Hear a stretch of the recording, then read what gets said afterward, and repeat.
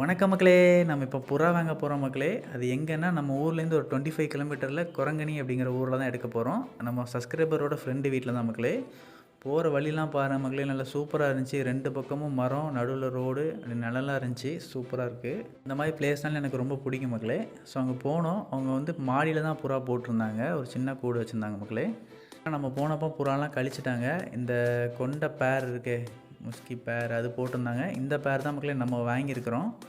இது யாருக்குன்னா கிருஷ்ணனுக்கு வாங்கியிருக்கிறோம். அங்கே நடுவில் ஒரு கொண்டை இருக்குது பாருங்கள். அந்த கொண்டை மட்டும் நமக்கு வாங்கியிருக்கோம். அது வந்து அடியில் கொண்ட மக்களே. அதோட அப்டேட்டு நம்ம அப்கமிங் வீடியோஸில் பார்க்கலாம்.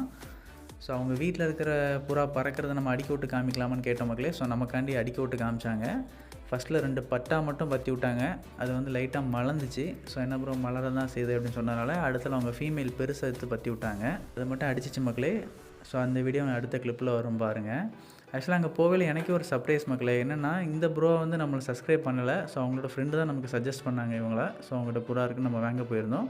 பட்டு நம்ம இன்றைக்கி போனதுக்கப்புறம் தான் எனக்கு தெரிஞ்சு நம்மளோட சப்ஸ்கிரைபர் 2 பேர் அங்கே இருக்காங்க அப்படின்னு. இப்போ நீங்கள் பார்த்துருக்க வீடியோ வந்து நம்ம லாஸ்ட் வீக் எடுத்தது. இப்போ வீடியோ எண்டில் ஒரு லாட் வரும் பாருங்கள். இந்த புறா தான் அடிக்கும். அந்த அடிச்சிருச்சா? வீடியோ எண்டில் நம்ம ஒரு லாட் எடுத்துருக்கோம் மக்களே. அந்த லாட்டை கொடுத்த ப்ரோ வந்து நம்ம சப்ஸ்கிரைபர் தானா. அங்கே போனோன்னு தான் நமக்கே தெரியும். ஸோ ரொம்ப ஹாப்பி.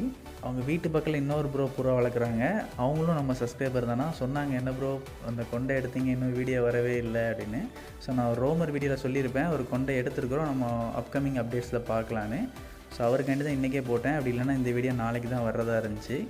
பாருங்கள் மக்களே, இந்த லாட்டு தான் எடுக்கிறோம். ஒரு 29 புறா இருந்துச்சு மக்களே. அதில் மேக்ஸிமம் ப்யூர் ஒயிட்டு தான். அதில் ஒரு 4 புறா மட்டும் நமக்கு எடுத்துருக்குறோம்.